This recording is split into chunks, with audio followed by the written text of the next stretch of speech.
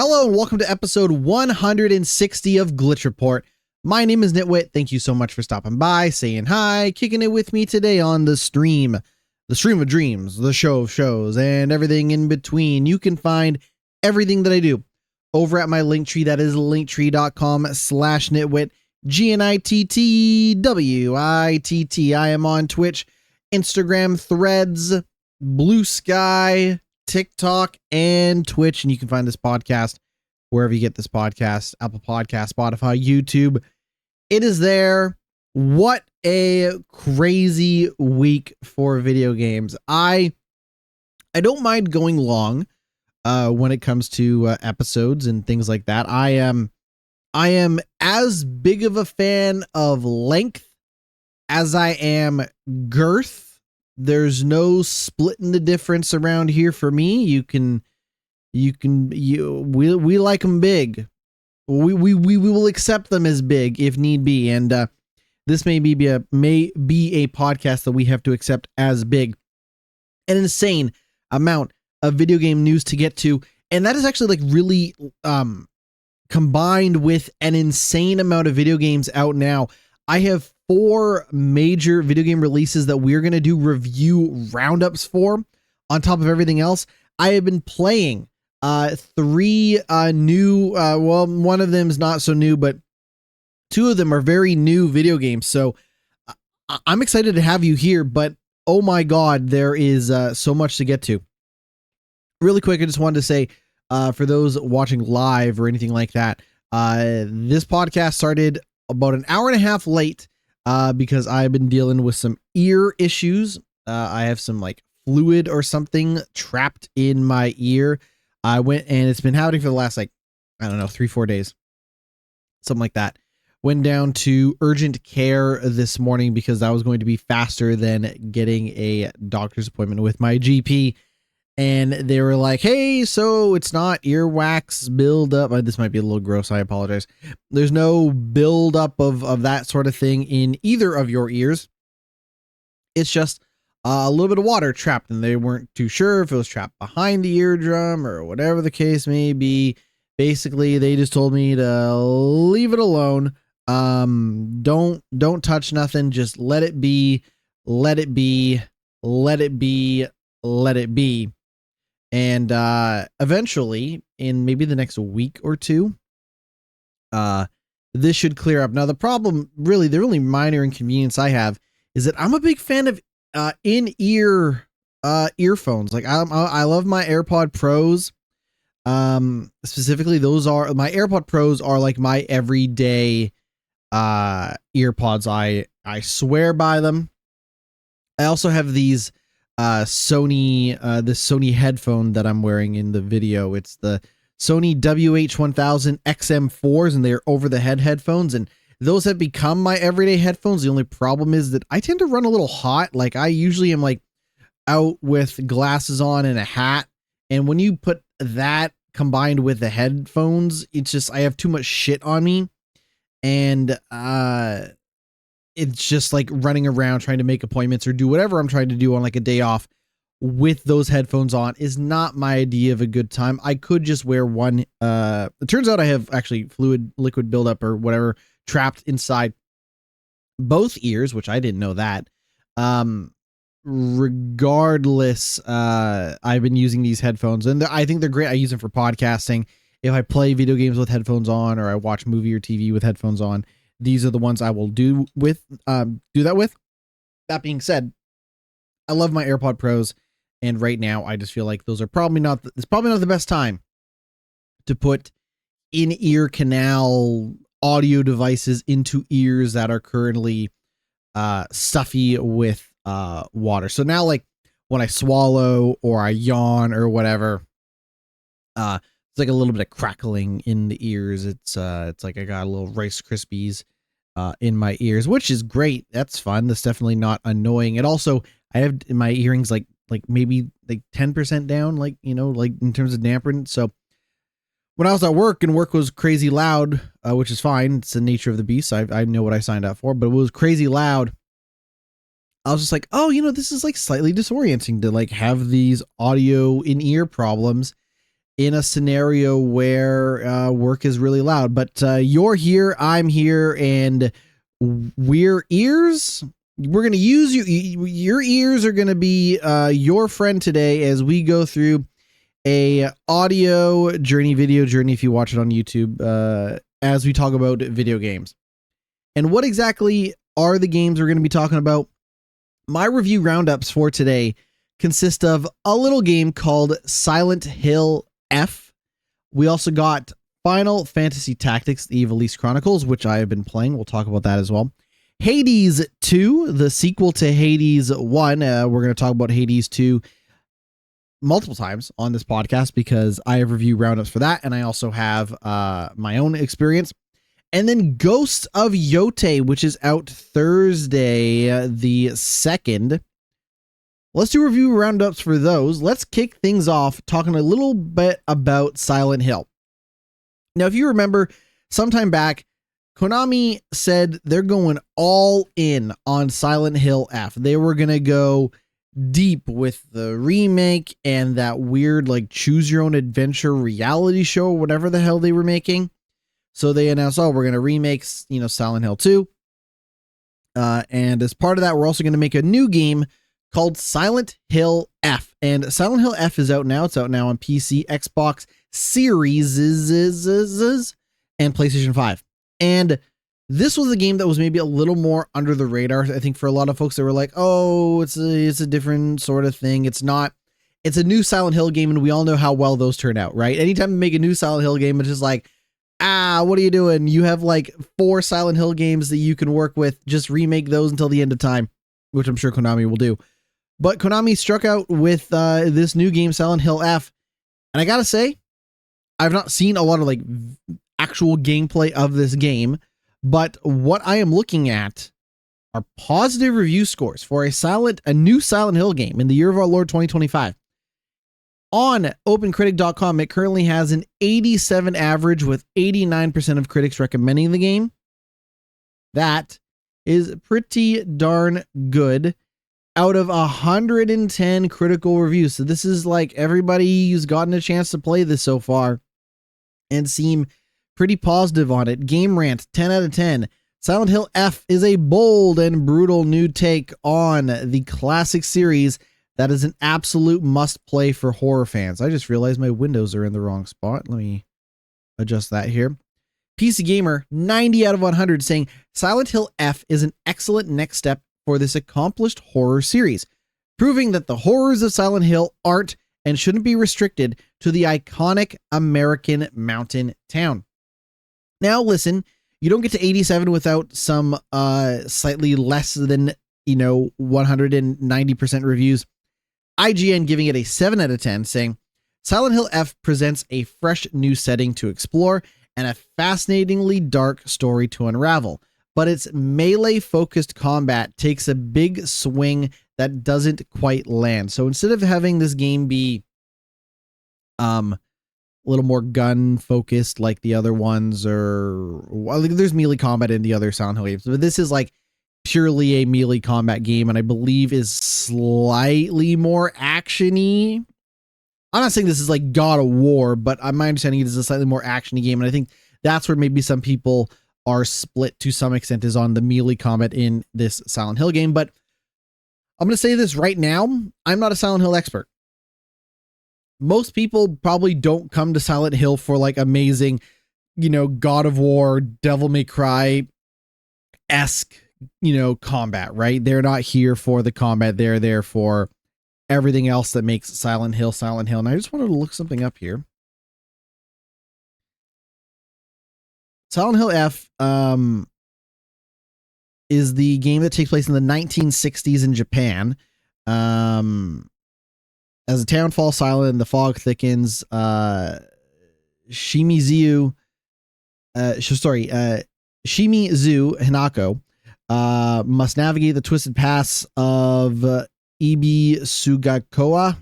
Oh man, I just can't stress enough how bad I am with these names.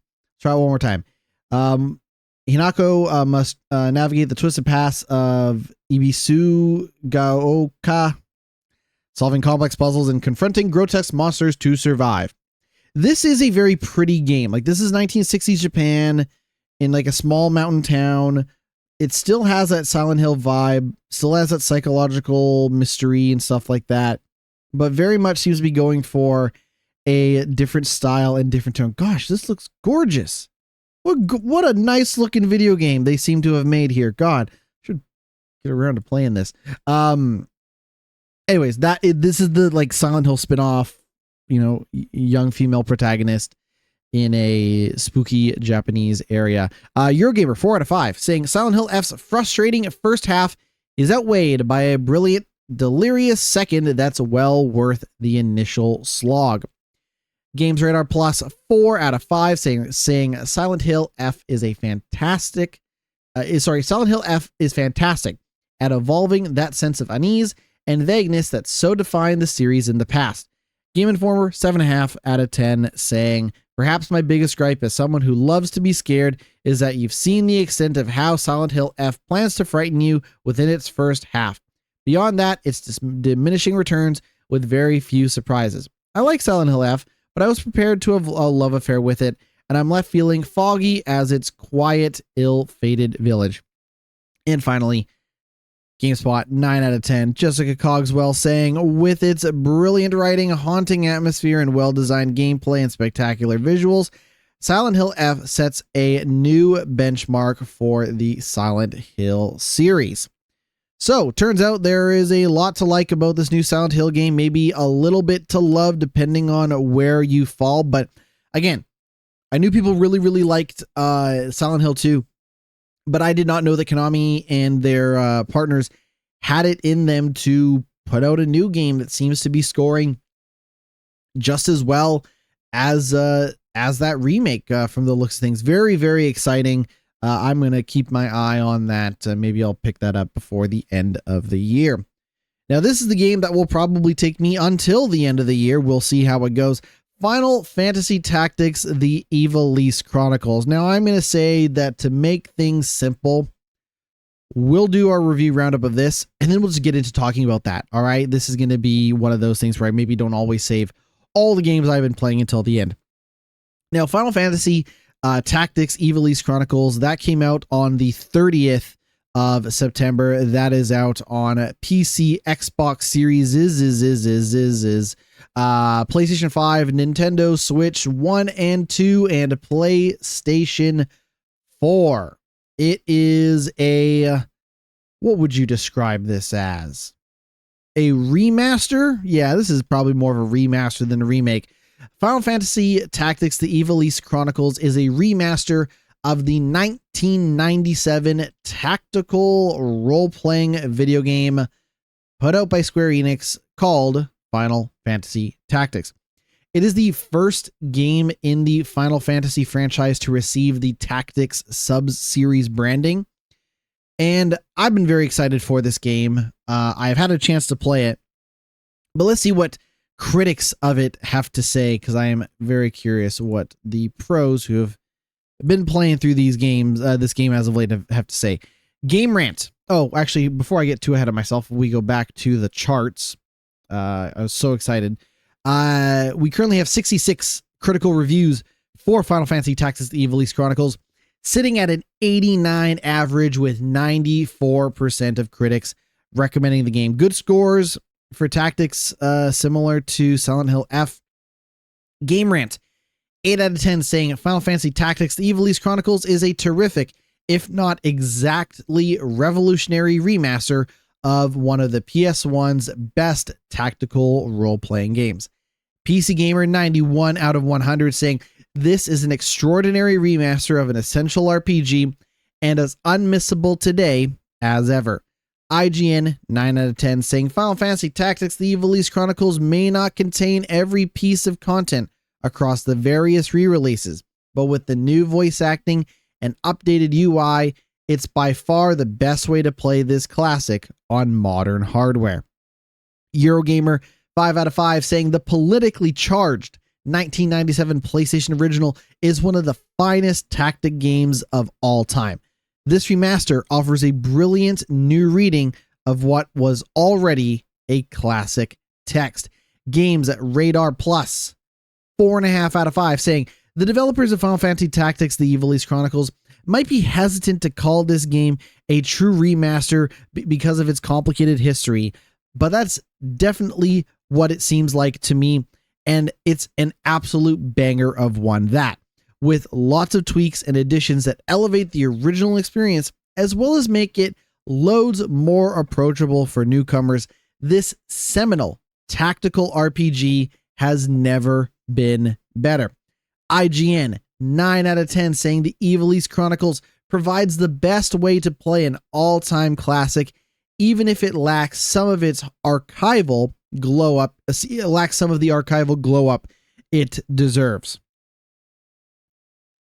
So here's the thing about Final Fantasy Tactics is it is one of my favorite Final Fantasy games of all time, and that hasn't really changed like since I've originally played it to now. Like, that was a game where not only did it feel like such a breath of fresh air for the Final Fantasy series at a time where Final Fantasy series was pretty hot. Like, I can't think of another time in Final Fantasy's history where they were on a hotter run than they were in the late 90s, early 2000s, to be quite honest, with games like Final Fantasy 7 and 8 and 9 and 10. Those were 4 massive Final Fantasy games, and a run that, like, you know, with the exception of the classics that you might have seen in the Nintendo days, those are, for many, many, many people, not everybody, many, many people, the Final Fantasy games. I would, however, make the argument that out of those Final Fantasy games plus Tactics, Tactics might be the Final Fantasy game of that era. So when we talk about how special Final Fantasy Tactics is, it's not just a scenario where we got to enjoy the fruits of Final Fantasy just being very hot at the time.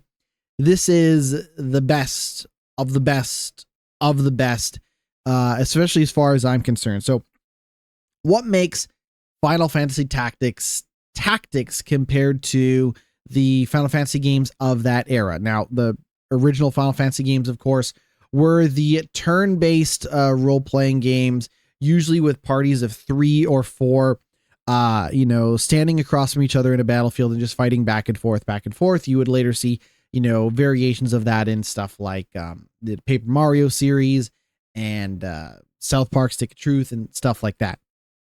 Whereas Tactics takes this idea of you traversing physically through a battlefield with maybe a slightly larger party of characters.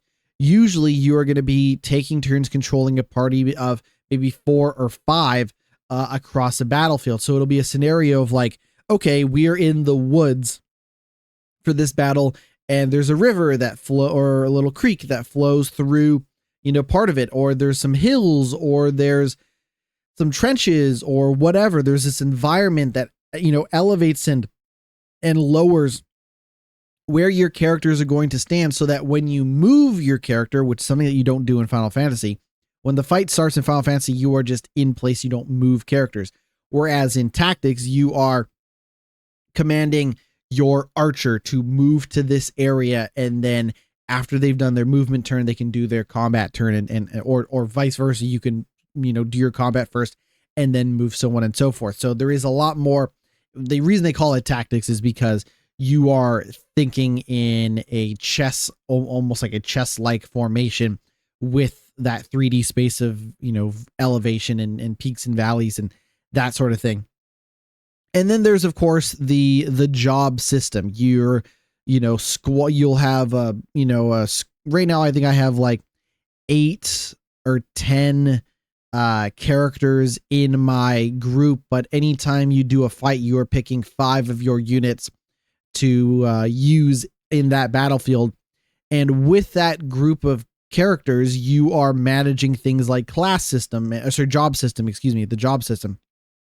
And the job system works in a couple of different ways. The job system primarily is what class and what main abilities your unit or character has. So for example, you start out in most of your characters are either squires, which are very basic, swords, based soldiers, or chemists. And chemists are basically like people who manage items and stuff like that. So you'd have a couple of soldiers and you might have a chemist, one or two.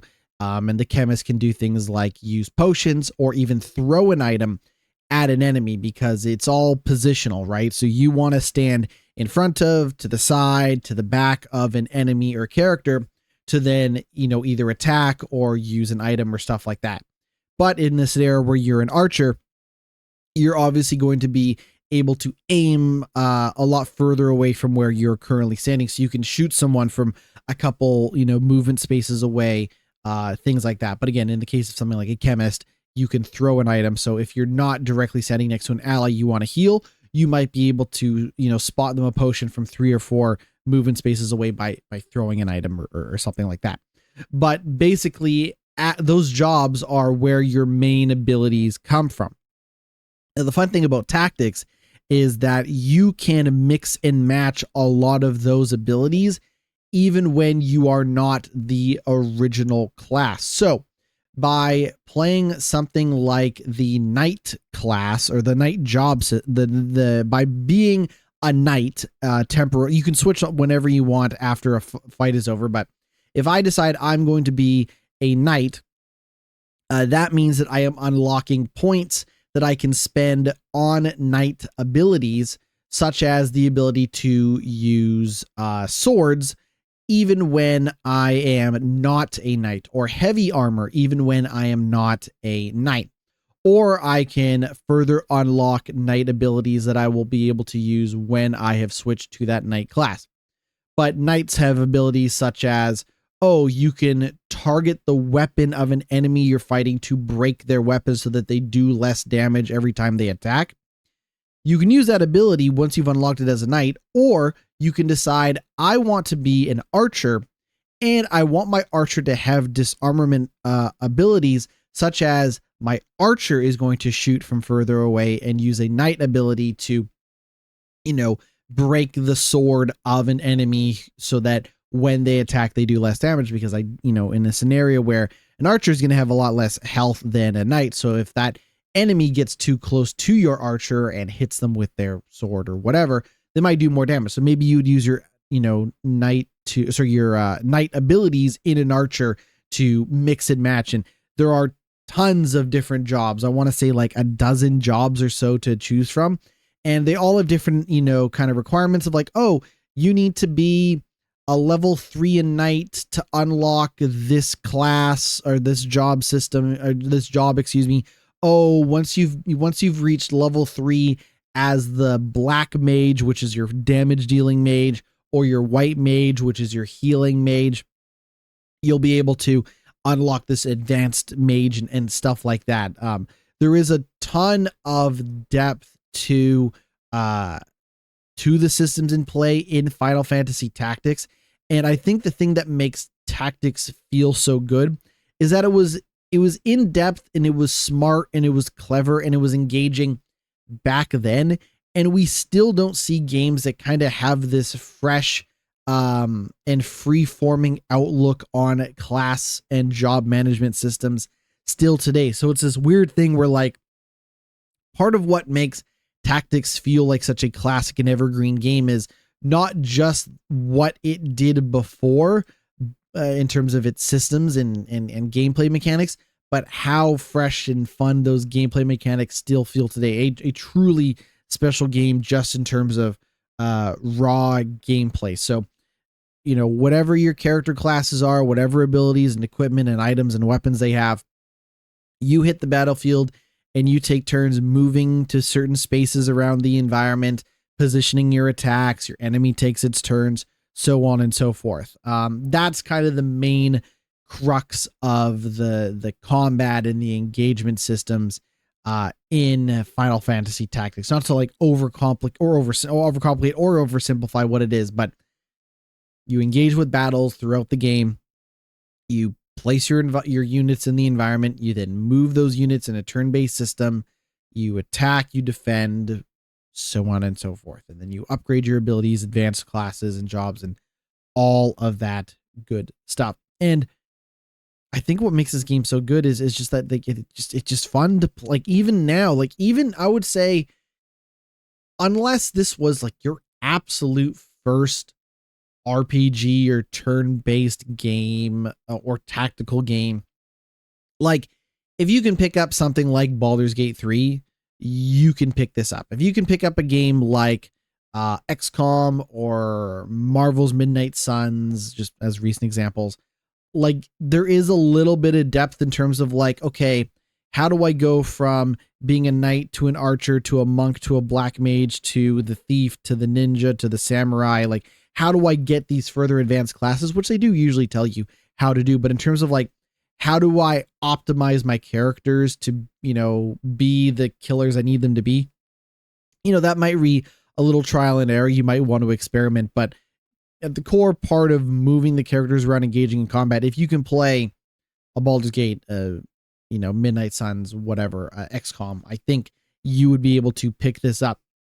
And I think once you pick it up, you will find out that like there's a lot going for this game that isn't just the kind of mechanics and gameplay. I also think that like it has a pretty good art style that I think holds up quite well in the context of it being remastered and things like that. But I would say more than that, there is a sense of place, a sense of writing and lore to it that is not only, I think, quite grounded and relatable by video game standards, but like just truly, I think, groundbreaking for the storytelling that could exist in a Final Fantasy game. I really feel like they break the mold of what sort of stories and political messaging and themes and ideas could exist in a Final Fantasy game with tactics. The story follows Ramza, who is a highborn cadet, a royal noble type person, who's a cadet placed in the middle of a military conflict known as the Lion War, where two opposing noble factions are coveting the throne of the kingdom. Now, it's called the Ivalice Chronicles because it takes place in a world known as Ivalice. Ivalice, also a Final Fantasy location that has been used in other games as well, such as Final Fantasy 12, which I think Final Fantasy 12 is pretty good, but we'll save our Final Fantasy 12 talk for another day. So the thing about Final Fantasy Tactics and its story is that it is told from the perspective of a historical like scribe. Like this is a researcher who has gone through documents. Basically it's like a historian's kind of take on the events of what has happened. In the game, Ivalice, the main setting of the game, is recovering from a 50-year war against a place known as Ardalia. This 50-year war led to a scenario where a lot of the soldiers and mercenaries and people like that who return from war find that there's no work to be had. They're not, cared for. They're not respected. They're just not taken care of by their country and by their people that they fought to defend, which is where you start to see a lot of mercenaries, a lot of bandits, a lot of people trying to strike their claim of, maybe turning back to that sword and to that blade lifestyle in order to kind of make ends meet. It's a scenario of like, well, I fought for, my people, and it turns out that my people don't care for me, or my government doesn't care for me, right? So there is a real battle with the nobles who maybe had it easy during this 50-year war. The governments in place that maybe don't take care of their people after the war is over. And it is, if it's like, boy, that sounds incredibly political and maybe a little sharp and maybe a little timely for the way we think about soldiers today suffering from PTSD, is because this game is pretty fucking timeless. Like I'm just getting excited talking about it. It is a wonderful story. It's some incredibly sharp writing, and I think that's what makes Tactics so good. Is it was pretty terrific at the time. I know there were games like Tactics Ogre and other tactical games like that, but to me, this is maybe the most interesting Final Fantasy spin-off series or otherwise. And whether you approach it from the perspective of like, I would like to hear a more grounded, and politically charged story from, with a Final Fantasy spin on it, or I want to play this as a tactical game. I like chess. I like strategy games. I like, thinking 2 steps ahead, 3 steps ahead, whatever. Like, there is so much to love. And you just think about the depth of that character customization and all of the other things that this game has to offer. And I truly believe that, in my humble opinion, Final Fantasy Tactics, the Ivalice Chronicles, is one of the best games that I have had a chance to play so far this year. Surprise, a game that I love and would say is probably my Final Fantasy game of choice. I've probably said that about other Final Fantasy games before, but like this is probably it for me. This game holds up so well. I think there's maybe a little bit of a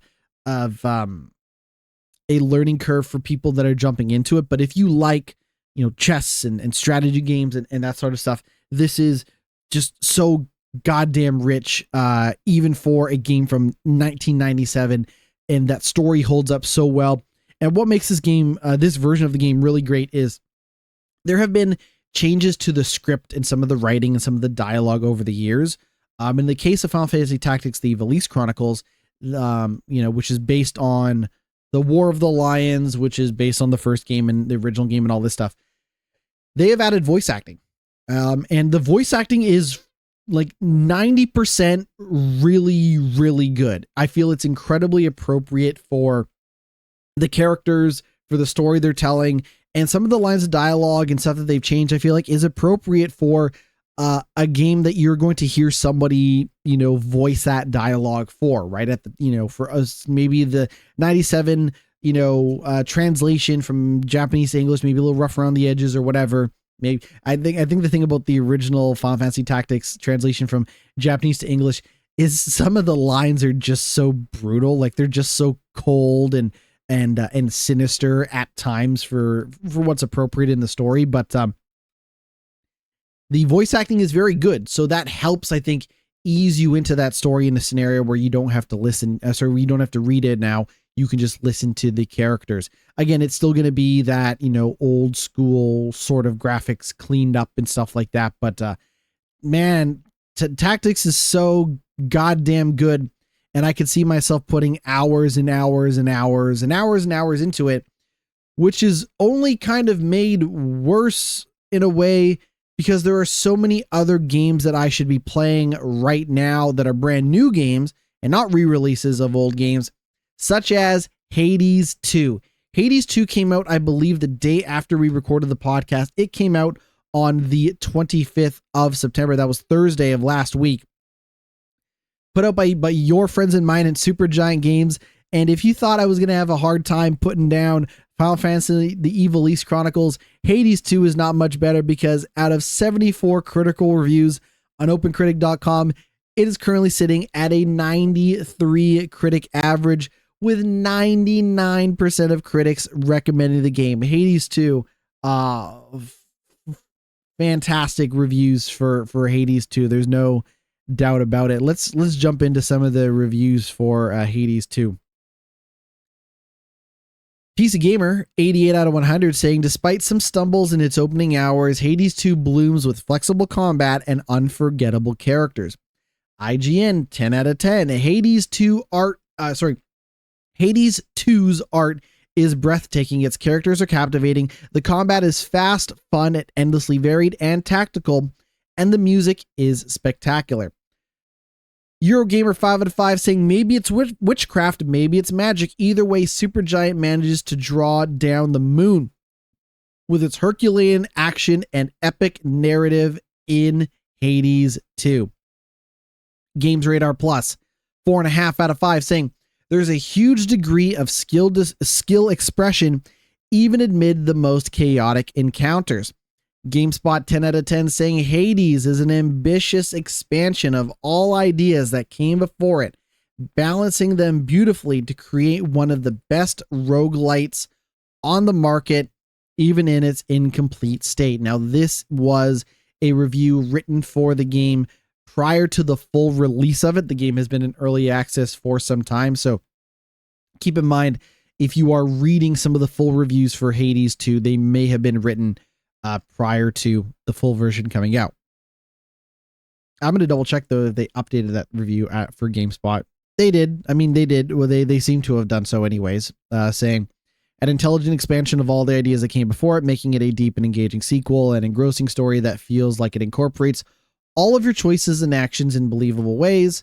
New weapons, abilities, and resource management combined to create a deep combat system that's satisfying to experiment with, and an ambitious amount of content that's going to keep you playing for hours on end. Now, what is Hades 2? I think the funny thing about describing what Hades 2 is, you could just describe it as Hades 1 to some extent, and I'm going to start by explaining what Hades is. Hades is a action roguelike game in which you play as a character from the Greek underworld who is fighting their way out of that area, for lack of a better word. So in Hades 1, you play as Zagreus, who is the son of Hades himself. Zagreus has a beef with his father, Hades, and basically says, I'm going to leave the underworld. This sucks. Like, my mom, I've never met my mom. I want to meet my mom. I want to see her, and I'm going to leave the underworld and reach Mount Olympus to meet my mom in real life. And the way that you do that is by fighting through the underworld with a kind of hack and slash action system. And Hades 2 is a phenomenal. Hades 1 is a phenomenal game. Gorgeous art, beautiful story. It is one of the greatest video games ever made. They're like the gameplay, the narrative, the art style, the music, the voice acting, everything about it's maybe a little tricky at times, maybe a little difficult at times, but part of what makes, Hades such a great roguelike game is that roguelike games are designed to be run-based. You're going to attempt to play through it multiple times. And in the case of Hades, you get different abilities and upgrades and things like that that are going to improve your chances at completing one run. I would say one complete run in Hades might take you, 15, 20 minutes. Don't quote me on that. Maybe 30 minutes to complete a full run from the time you walk into the underworld to start escaping to the time you reach Mount Olympus. Maybe 20, 30 minutes. Don't quote me on that. But the thing about the roguelike nature is that they're hard games. You are designed to die frequently in that game.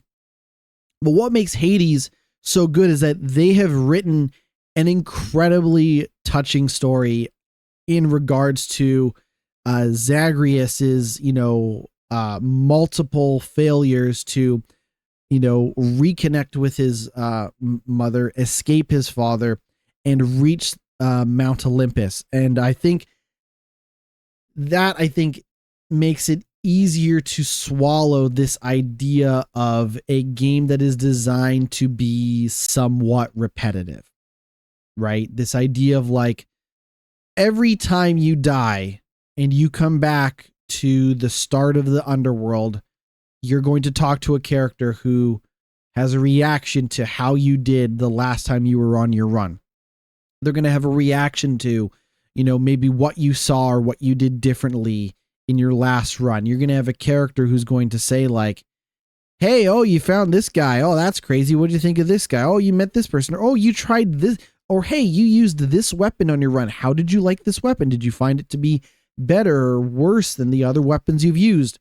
And that's on top of like you finding items and abilities that you can take back with you when you die to make your character Zagreus more powerful for the next run.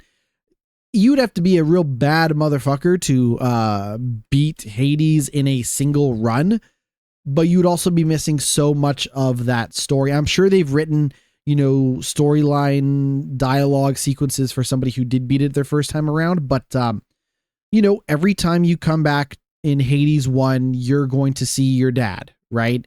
And he's going to say, "Oh, you're a little shit. You ain't going to make it. And if you get anywhere close to the top of Mount Olympus, or if you ever get to the top of the underworld before you reach Mount Olympus, I'm going to stop you. I'm going to catch you. I'm going to throw you don't get to leave. You're my son. I'm the boss." And it's such a gorgeous experience of a video game. Which leads me to Hades 2, which is almost all of that. Almost everything I just said, but more. And, some people say less is more. Some people say more is more. I say more is exactly what I wanted from another Hades game, which is exactly what we're getting in Hades 2. The difference is, you are playing as a different character. You are playing as, oh God, I hope I pronounced her name. Melinoe. She is the princess of the underworld and is the sister to the protagonist of the first game. So she is the princess of the underworld, and it's a little bit of a different story this time around. She's in the underworld, same as Zagreus was. The difference is that her plan is to defeat Kronos, the Titan of Time, who has returned to exact revenge on all the gods and mortals who opposed him in the past and took her family prisoner. So instead of being a scenario where you're trying to escape your family or reconnect with your family, like the family is still, I'll say this, family is still very, very big, very important component of Hades 2, and I'll get to that more in a minute. The difference this time is like, there is a different big bad and a different reason for why you might start in the underworld and need to leave the underworld. And I should mention, like, all of this is based on like Greek mythology, your Olympian gods and all of that stuff, right? I believe in Hades 1, when you're walking around the underworld before you start your run, because basically every time you die in Hades, you basically return to a neutral area where you can change your equipment and upgrade your abilities and talk to characters and fuck around. And I think in like Hades 1, like, oh, Zagreus's dog is Cerberus, and you just like, oh, who's a good boy? And you just pet Cerberus and all of this fun stuff. In the case of this game, Hades 2, you are not going to be able to defeat Kronos alone. And this is where we kind of dive a little bit deeper into the run-based gameplay. So being a princess of the underworld, a lot of the other gods know who you are. Zeus, for example, and Hermes and Aphrodite and Persephone and all of these people, know who you are. So when you are going through the game, when you start a run, you are basically unlocking different upgrades based on the gods that you choose to align with in your run. So, for example, I am starting a run in Hades 2, and I decide I'm going to pick the dagger weapons for my run. Part of that is you can also choose different card abilities. So you can basically have like, 4 or 5 different cards that'll be like, oh, you regain 1 health after every room of the dungeon. You're basically going through dungeons, and each dungeon has sets of rooms in it, right? So you'll go through room 1, you'll get a upgrade for going through room 1, you'll get a different upgrade for going through room 2, clearing enemies. And at the end of every dungeon, there's a boss, and then you move on to the next dungeon, and so on and so forth. But you'll start out a run and you'll be like, oh, there's a message here from Zeus, and you receive the message from Zeus, and Zeus is like, oh, have you tried using different lightning abilities to kill your enemies? It's so fun. And oh God, I hope you get to, get out of the underworld soon, because Kronos is a bad man and our family's infighting, and all, like, so much lore, so much story, so much depth, and what's otherwise a really quick conversation with one of the gods to be like, okay, hello, princess of the underworld. I didn't know I had a granddaughter or whatever. Here's a lightning ability, and then you can choose different lightning abilities, and those will only last for the run. So it'll be like, oh, your weapons now do plus 20 damage in the form of lightning, and so on and so forth. And you'll combine different upgrades. You'll combine different abilities. You'll find money that you can spend during a run to get more health or to upgrade the abilities you already have. There's a lot. I could go on and on and on, but it is very much, stacking abilities on top of different abilities, combining abilities with different weapon types, and all of this stuff to get as far into a run as you can before you die and you return. But the combat just feels so rock solid. It is an action game, and it is some of the best damn action you are going to find anywhere as far as I'm concerned. So it's this wonderful combination of, I get to be creative, I get to be playful, I get to mess around with these different abilities to find what play style I'm looking for.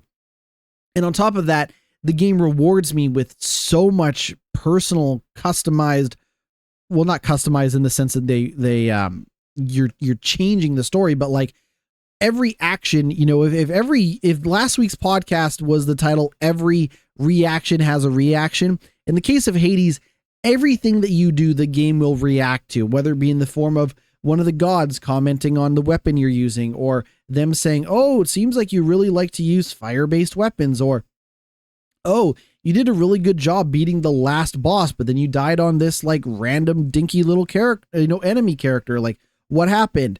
And there's so much that it unravels and it unravels and it unravels. It is like the Russian nesting doll of video games, but it seems like every layer deeper that you go with Hades is more rich. It's more decadent, and it is more dense than the last layer that you unwrapped. And again, it's a great time to be playing video games as far as I'm concerned, because in the case of something like, Final Fantasy Tactics, the Ivalice Chronicles, it's an incredibly rich experience that is, fairly straightforward from start to finish. Obviously, you can customize different character classes and job systems and abilities and all that stuff, but like customization, self-expression, and a story that really reacts to how you play it, I think makes Hades 2 as deep as the underworld can possibly get in terms of a game experience. It is truly, truly fantastic. And, this game has finally come out in the full version. I absolutely love it. If you have not played Hades 2, there's no wrong game to pick. Like, if you like, yes, Hades 2 has some quality of life improvements and things that make it a little bit easier, or a little bit better than some of the things that they left out in Hades 1. But like the story of Zagreus and his father, Hades, and escaping the underworld to connect with his mother and all of that stuff, is truly, truly fantastic. That being said, I would say that if you get a chance to play through Hades 1 or 2, there's no wrong choice here. It's a beautiful game, be it Hades 1 or Hades 2, and I have absolutely loved my time with Hades 2, and I'm still very early on. Like, am I going to sit here and tell you that Hades 2 is better than Hades 1? No, I'm not done the story. I haven't seen everything yet, but so far, Loved my time with Hades 2. Let's move on to a final game that's coming out tomorrow. Ghost of Yotei. This is the sequel to Ghost of Tsushima. Currently has 82 critical reviews on opencritic.com. Top critic average of 87 and a 95% of critics recommending the game. You couldn't swing a dead cat right now and not hit at least one or two terrific, can't miss, must play video games right now. What a time to be playing video games. I tell you what. And of course, there's still games like, Dying Light the Beast, if that's your thing. Sonic Racing Cross World seems to be doing okay. Baby Steps is cool. Seems pretty neat. Hollow Knight Silk Song, of course. Metal Gear Solid Delta Snake Eater. There, Shinobi Art of Vengeance. Like, there was this part of me that was like, this year seems kind of a little overrated, but I think it's because some of the absolute biggest games have been games that have just totally done nothing for me. But the games that have, I have absolutely loved. This is the same year that I got a chance to play Donkey Kong Bonanza, and, Hades 2, and Final Fantasy Tactics, the Ivalice Chronicles. Like, those 3 games alone are going to make a game of the year discussion, at least for me, pretty damn tricky, if I do say so myself. And then, of course, we have other games as well that are coming out on the horizon that are worth checking out. But let's talk about a little game called Ghost of Yotei. 10 out of 10 Game Rant saying Ghost of Yotei is a monumental open world graphics powerhouse driven by intense combat and an enthralling revenge story. IGN saying 8 out of 10, but they're also saying a predictable but well executed story takes you through Ghost of Yotei's gorgeous landscapes and satisfying fluid action. It may not be revolutionizing open world games, but it's a great distillation of the samurai fantasy. Now, Eurogamer does give it a 3 out of 5, saying Sucker Punch's sequel offers more great swordplay and heartfelt storytelling, but would be better served as a linear action game, freed of its poor side quests and dated open world. Games Radar Plus, 4.5 out of 5, saying Ghost of Yotei is a vast, sprawling adventure with one of the greatest protagonists in gaming. While some dated climbing segments and a nagging sense of artificiality prevent it from reaching perfection, Sucker Punch's historical RPG is a must-play revenge fantasy. Game Informer, 9.3 out of 10, saying Ghost of Yotei does not radically reinvent or change what worked in Tsushima, but that's fine because frankly, Sucker Punch nailed the mechanics the first time. And GameSpot giving it a 9 out of 10, saying Ghost of Yotei is shaped by Atsu, its new protagonist, as you're propelled on a gripping tale of revenge amidst the backdrop of feudal Japan's contrasting beauty and violence. Of course, Ghost of Yotei being the sequel to Ghost of Tsushima. I'm just waiting for this to come to PC, right? Like, I know that, I had a chance to play Assassin's Creed Shadows, and I enjoyed my time with Assassin's Creed Shadows for the most part. Ghost of Yotei is a very, very exciting game that's been on my radar basically ever since I played Ghost of Tsushima, the original game on PC. So it is one of those scenarios kind of similar to Death Stranding 2, where getting good reviews for a game that I don't have the chance to play because it's not available on PC yet. But I'm looking forward to playing Ghost of Yotei very soon whenever it comes to PC. Whew, that is quite the segment for our first segment of the show, and we haven't even talked about the news yet. Stick around, and we will be right back. Here is our first break.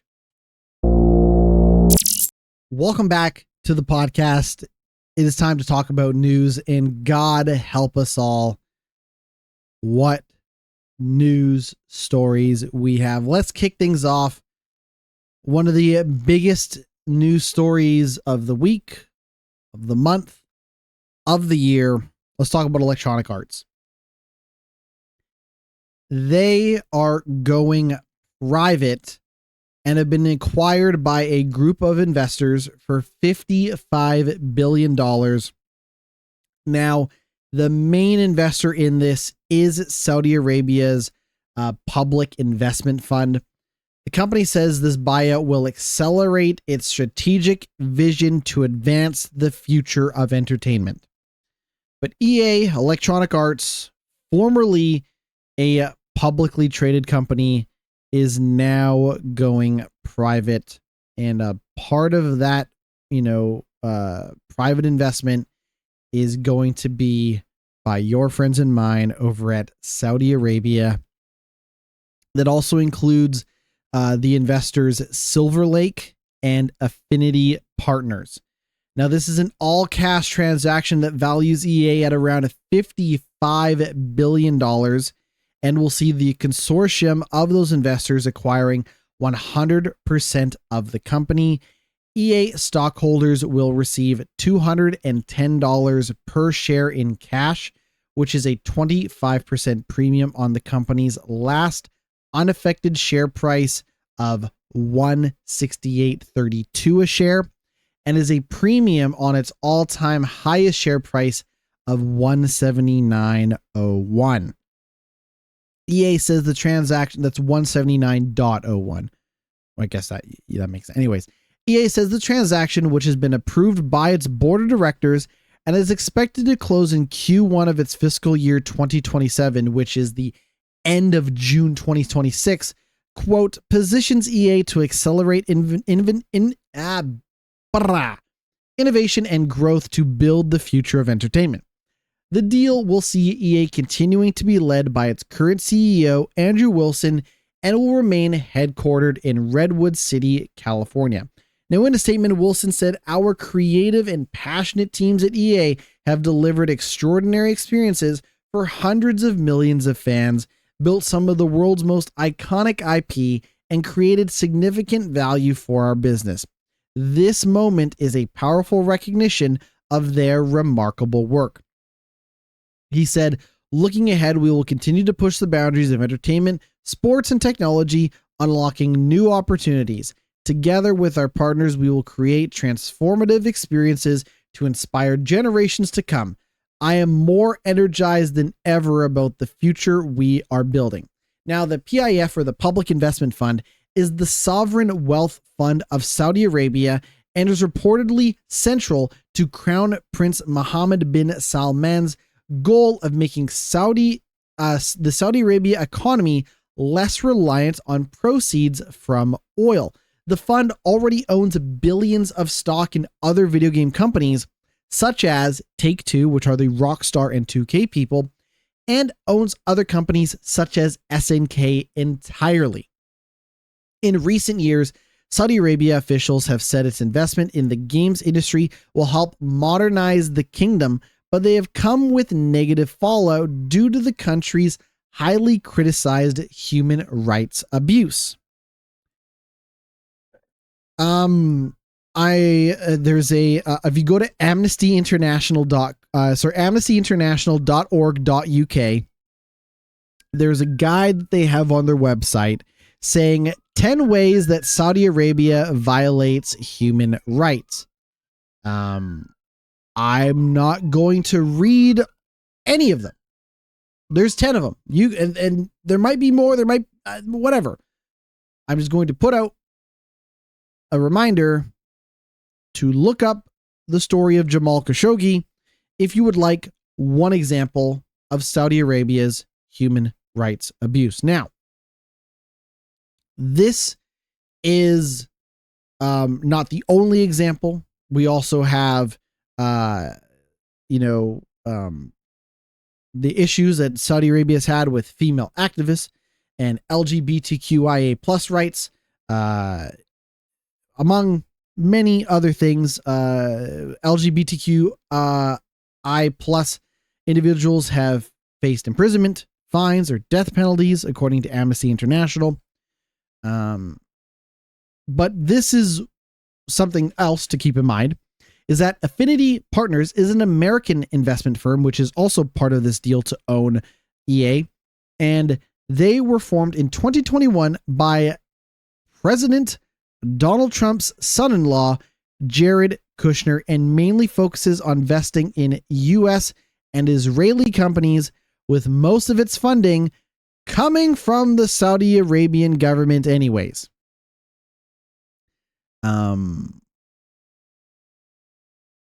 I want to just say this. I want to say this. If I can just get in here and just, I want to be real here for a moment.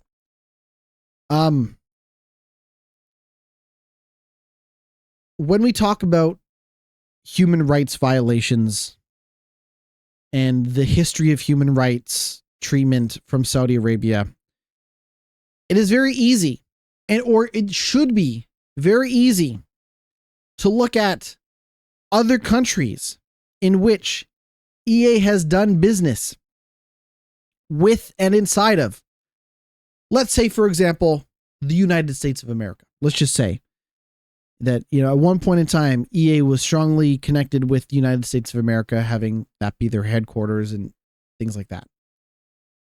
Let's not act like the other countries that have hosted and supported EA's business do not also have issues of human rights violations, right? I'm sure that in some way, the EA studios across my country of Canada do not give tax dollars to EA and benefits and stuff like that. And I would be lying if I said that Canada does not also have a tragic, horrible track record of human rights violations. Am I going to compare the track record to the United States? No. Am I going to compare the United States track record to Saudi Arabia? No. This is not a dick measuring contest of which countries that have housed and helped fund, to some degree, EA successes. I'm not here to measure any of those countries' human rights violations. It is so easy to get up in arms and say, Saudi Arabia this, Saudi Arabia that. Oh my God, Saudi Arabia is having a comedy festival, and look at all the people that say George Carlin is their favorite comedian of all time are now going to perform for the Saudi Arabian government. I could say all these things about, they're having a comedy festival at Saudi Arabia, and all these comedians who say George Carlin is their favorite comedian of all time are going to go perform stand-up comedy for the Saudi Arabian government. I'm not here to compare human rights violations across any country that has had EA buildings and, featured there. What I am going to say is that there is a big difference between the government of Canada giving tax breaks, or the United States government giving tax breaks and, grants and funding or whatever, to EA and the entire country of Saudi Arabia owning EA entirely. So I think when people get upset about this news, we need not compare, the history and track record of human rights violations in Saudi Arabia, and think of it more as a avenue for government propaganda by the Saudi Arabian government, or as a potential vehicle for that over time. That is a concern that you could have.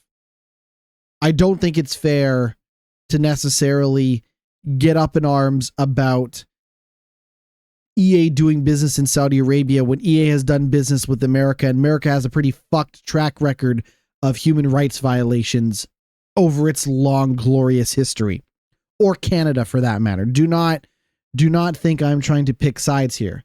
However, I think we need to recognize that wholly owning a company is a much easier way for that company to produce propaganda at the drop of a hat. And that's where my big concern comes in, right? Do we get to a scenario where, let me just spitball ideas here. Do we get to a scenario where EA is not allowed to develop games or include things in their games because it goes against the wishes of the Saudi Arabian kingdom? I don't know, right? In Mass Effect, you can play as a female character and then go on to have, gay relationships with some of the other female characters in that game. Gay romantic relationships with those characters in the game. Would that go against the wishes and demands of the Saudi Arabian government that now owns EA? I think that's a fair question to ask, right? What does this mean for the relationship with the sports games, right?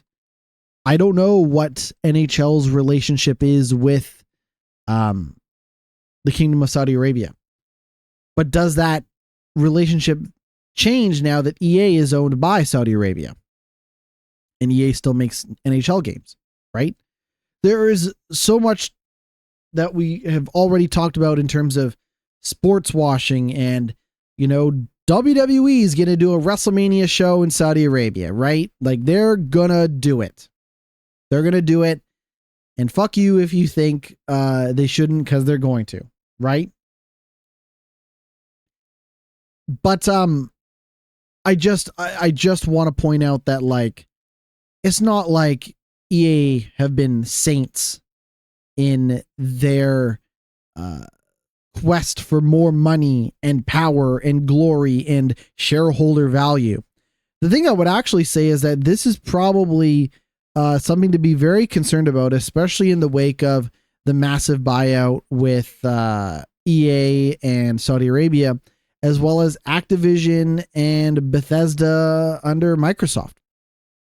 Because what we're seeing is these titans of gaming, such as EA and such as Activision, who no longer see growth as an independent company. They don't see it. They don't see their quarterly profits and revenue improving by doing what they do as the company that they are right now, which is why they get sold to these massive conglomerations or these consortiums or whatever. Like, the AAA gaming space is not growing. It's not. Not enough new people are buying EA's video games. Not enough people are buying the new Call of Duty. Or not enough people who buy the EA soccer game are spending enough money in the EA soccer game. And EA can only charge so much for the game. EA can only make so many safe bets when it comes to their games until eventually they say, fuck it, we don't know if we're going to be around any longer if we don't have somebody foot the bill for our next endeavor. And here comes, the public investment fund Silver Lake and Affinity Partners with a $55 billion sack of money saying, hey, give us, your company and you'll live to see another day. What do the rules of engagement mean in terms of EA living another day? Do we see a lack of LGBTQIA plus representation in EA's games going forward? Do we see a lack of women and people of color and various religious and cultural backgrounds being represented in EA games the way they maybe did in the past under the ownership of Saudi Arabia? I don't know. So I think it goes without saying that I don't love the idea of somebody, related to Donald Trump owning any piece of EA. But we have bigger fish to fry as far as I'm concerned. Right? Like, in a way, the human rights abuse are, and I hate to say it, almost an icing on the cake for the other nefarious shit that could happen with this ownership for years to come. Oh, and of course, that they're going to get sacked with, redundancies and job cuts. Like, there's going to be mass layoffs at, there's going to be mass layoffs at EA top to bottom, this is going to be some, what was the Embracer Group shit that's going to happen at EA. There's no doubt about it. Oh, the future of EA is bright. Tell that to the people who get laid off over the next 12 to 18 months as Saudi Arabia, Silver Lake, and Affinity Partners try to wring out every ounce of value from EA that they have. What happens to EA if they drop them? Let's say 3 years from now. I have no idea if this is going to happen, but just spitballing. What if they say 3 years from now, EA just ain't cutting it? Still nobody is buying Need for Speed games, or still nobody cares enough about the new Madden or whatever. I'm not saying nobody does now, but I'm saying if not enough people do, right? Because I was talking to a family member about this, of like, oh, are you going to like boycott EA? And my answer is no. But the other answer I gave is like, I don't think I buy a single EA game over the course of 12 months anyways. Like, I might buy a handful of EA games over the course of a generation, but like as a PC gamer, I'm not playing UFC and I'm not playing NHL because those don't come to PC. I don't give a shit about Madden. The college football game, I care even less so about. Don't care about FIFA or football club, whatever they call it. Their golf game doesn't do anything for me. They're not making new Mass Effect or Dragon Age games.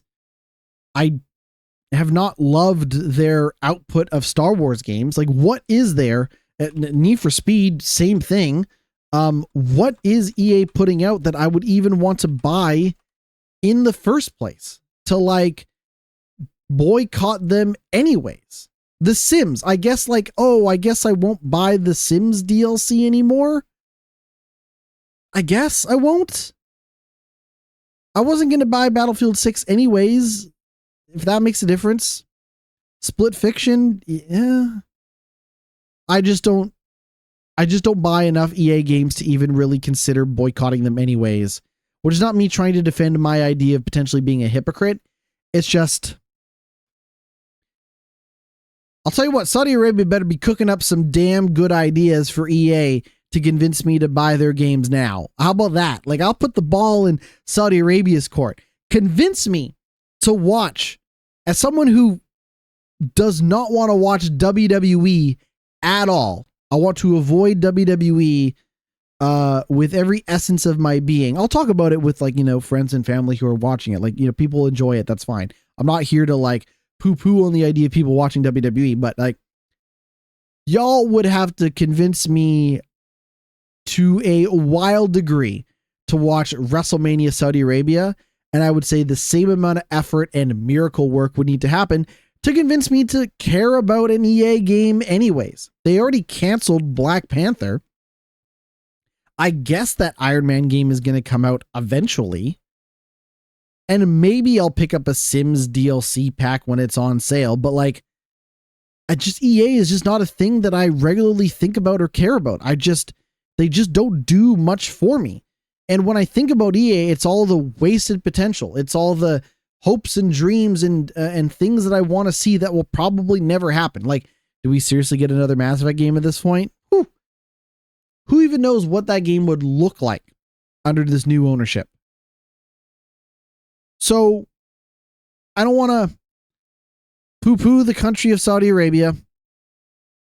I don't want to poo-poo the investors of, you know, the new EA ownership.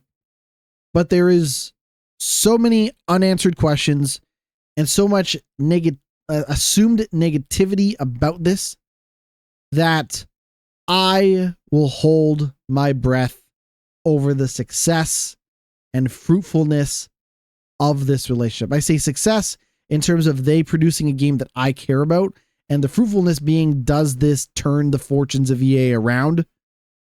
We'll probably not even know because it's a private company anyways. We'll see. Oh, God. If you wanted to see GnittWitt fired up today, God help us all. Getting this news story from Video Games Chronicles.com, as always. Shout out to videogameschronicle.com. The headline reads, Xbox Game Pass is increasing in price by 50%. Subscriptions, they're hot. It don't get any hotter. God help us all. So here's what's going on. Microsoft has redone its tier list and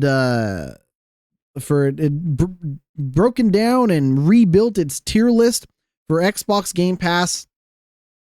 They keep fucking with it, and every time they fuck with it, they make it worse. Let's go over some real quick changes, and then we'll dive a little bit deeper.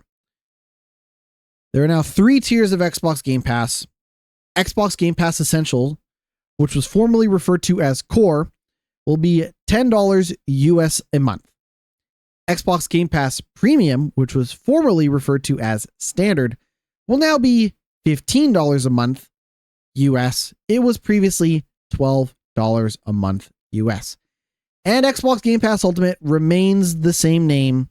It was $20 a month, and it is now $30 goddamn dollars a month for Game Pass Ultimate. Now, what do you get? I just want to break down all the tiers because the news was coming out fast and furious this morning when I woke up. I got to say, this was the first news story that I read this morning. I was still laying in bed when I read it, and it was so nauseating. I just wanted to go back to bed. I just wanted to go to sleep. I just wanted to pretend that none of this was happening. But it's happening, and it's real. And here's what happened. They've changed the tiers for Xbox Game Pass, and I would like to break down for you right now the 3 tiers, if I may. Essential is $10 a month. Essential is now available on PC, console, and cloud gaming. You get 50 plus games in the catalog. You get access to unlimited cloud gaming. You get in-game benefits, including for Riot games such as Valorant and League of Legends. You get access to online console multiplayer. And you can play and earn up to $25 a year in store rewards with Microsoft. $10 a month for Essential. Premium is now playable on PC, console, and cloud. That is going to be $15 a month.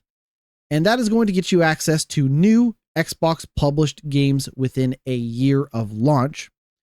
It will give you unlimited cloud gaming with shorter wait times. The reason being that when you start up a cloud instance of gaming, you are going to be waiting for that server to warm up essentially. And I guess it's shorter wait times with the premium. You're going to get in-game benefits, including for Riot games. You're going to get online console multiplayer, and you can play and earn up to $50 a year in Microsoft Store rewards.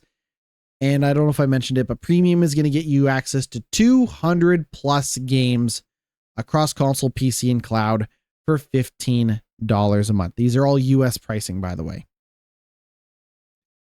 With Ultimate, which will be playable on PC, console, and cloud, same as it ever was, you are going to get 75 plus day one games a year, including all of Xbox published games day one. They've now tried to put a number on how many day one games you can expect to get a year.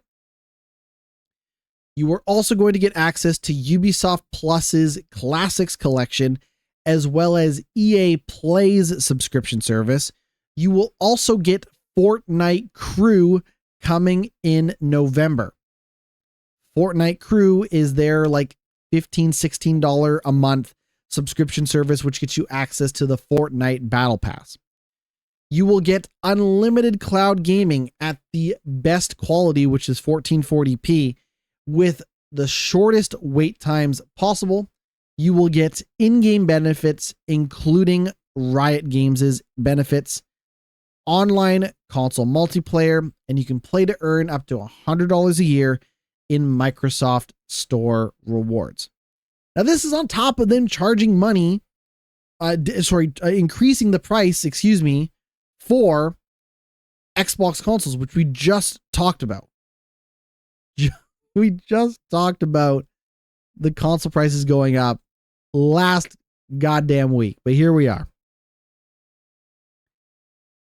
I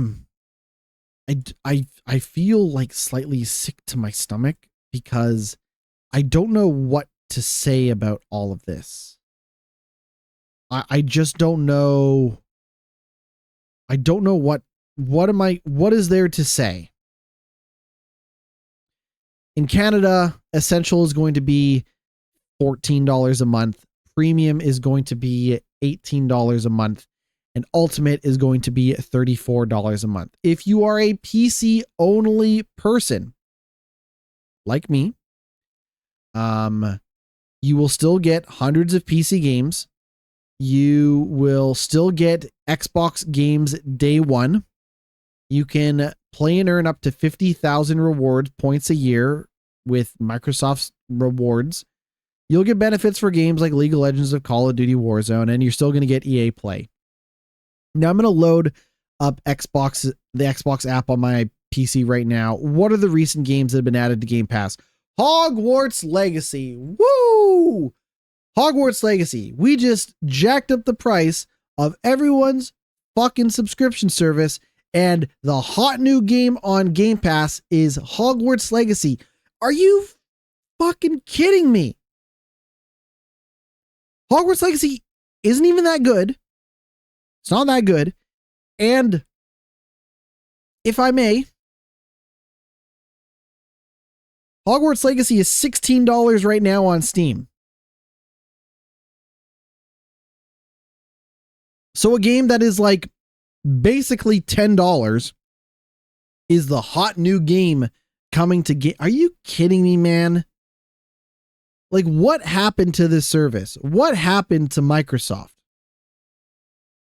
What the hell is going on? Yeah, like, don't get me wrong. I'm going to get a chance to play Call of Duty Black Ops 7 when that comes out later this year. And I got a chance to play Hollow Knight Silksong as part of, Game Pass and all this other stuff. But come on. Enough's enough. This is ridiculous. It really is. Tell me it's not.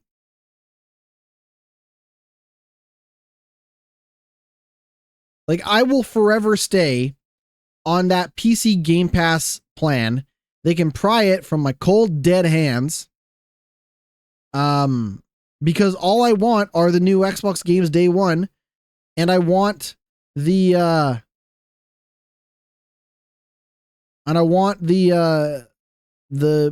sure, I'll take, I guess with the EA Play subscription service, I can just wait 6 months to a year for an EA game to come out anyways, then I won't have to buy it, which then just goes to show that, like, what difference does it make if I buy an EA game? I'm still giving EA some form of money with this subscription service, but like, God, man, 34 Canadian dollars a month for Ultimate.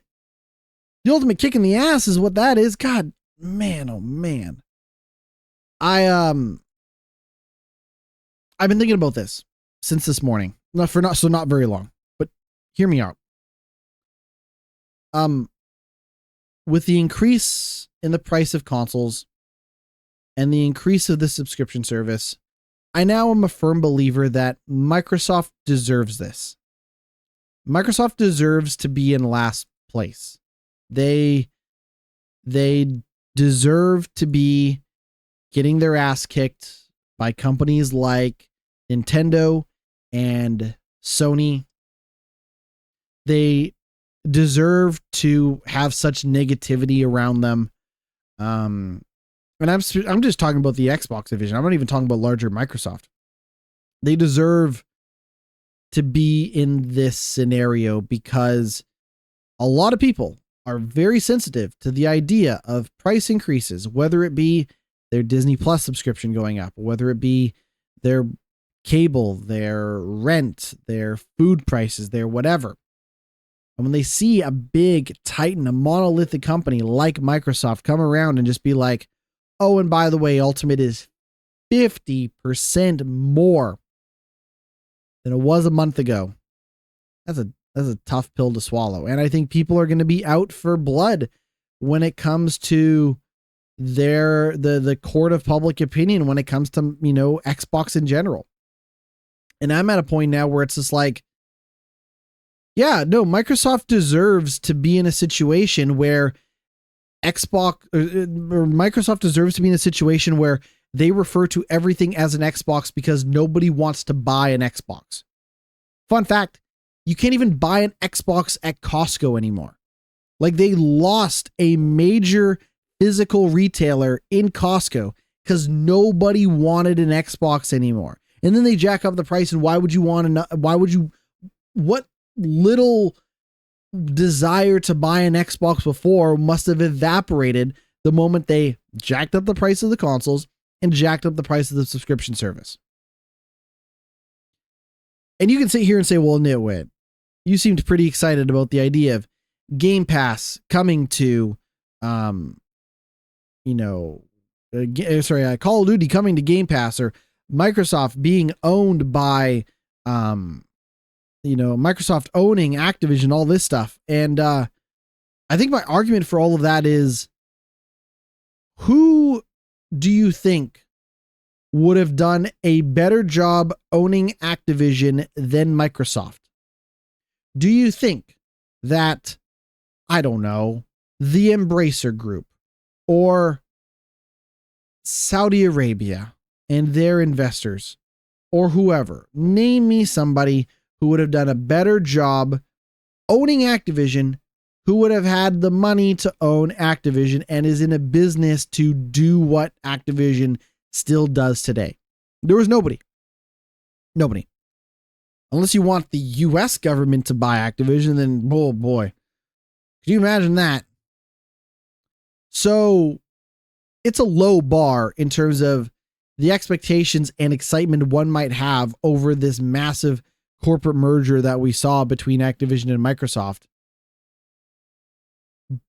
But this is, I feel like we would have gotten here anyways, because it's not like the inclusion of Bethesda games and Activision games suddenly woke people up and made them care about Xbox. It's not like the output of Game Pass games has made people decide to buy an Xbox instead of just getting Forza Horizon 5 on their PlayStation 5. Like,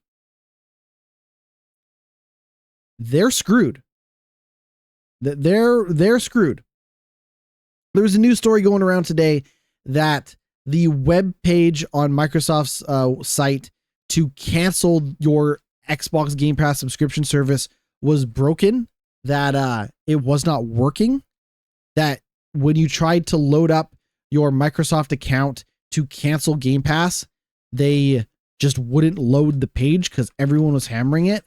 And I don't know if that's true or not. Like, I couldn't tell you if, people were hammering the site that hard to stick it to Microsoft and really cancel their subscription. And so Microsoft, who's boss, and vote with their dollar. I got to be honest, and this is maybe a cynical thing in me, but I feel like the vocal people online who talk about voting with their wallet don't actually vote with their wallet, because I don't believe people actually vote with their wallet the way they say they do. That's my humble opinion anyways, is that never trust somebody who says they're going to vote with their wallet, because I just don't think they do. Or at least they say they do, but they don't. I'm trying to load up the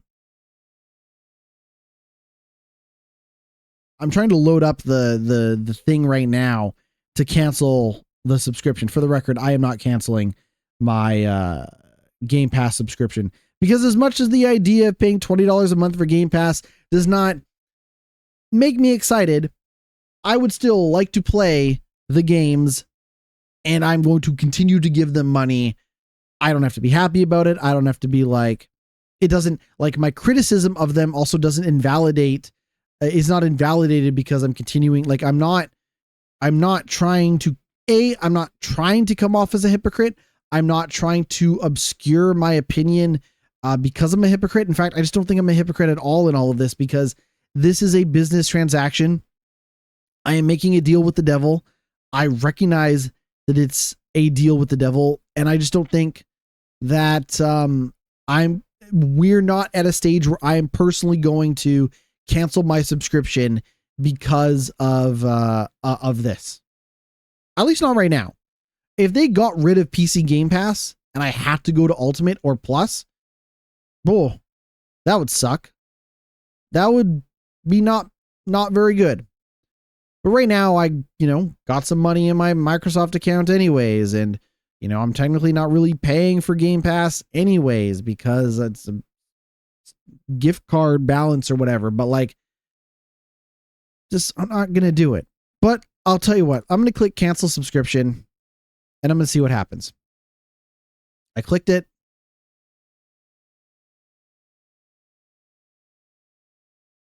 The page does not want to load. I'm trying to cancel the subscription service just to prove a point. And the point proven is that the web page does not load.